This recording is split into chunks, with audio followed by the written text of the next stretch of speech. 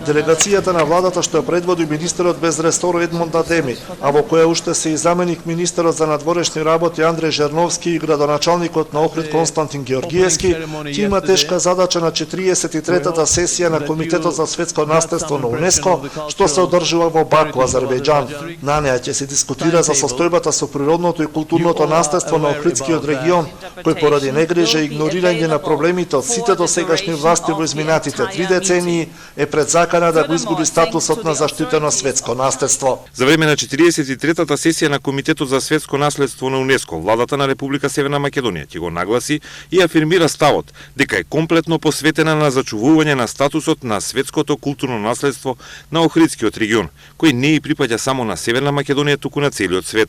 Но дали декларативната посветеност е доволна Охридскиот регион да не се најде на листата на локалитети под закана?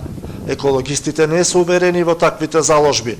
Тие подсетуваат дека уште во 2017-та реактивната мисија на УНЕСКО нотираше голем број забелешки, посебно потенцирајќи го проблемот со претераната урбанизација и дивоградбите во заштитените подрачја.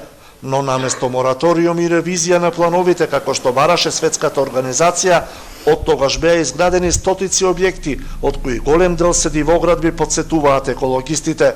Генерално државите ги позиционираат на оваа листа на опасност која се работи или за опасност природна катастрофа како земјотрес, пожари, така натака, или кога се работи за војна.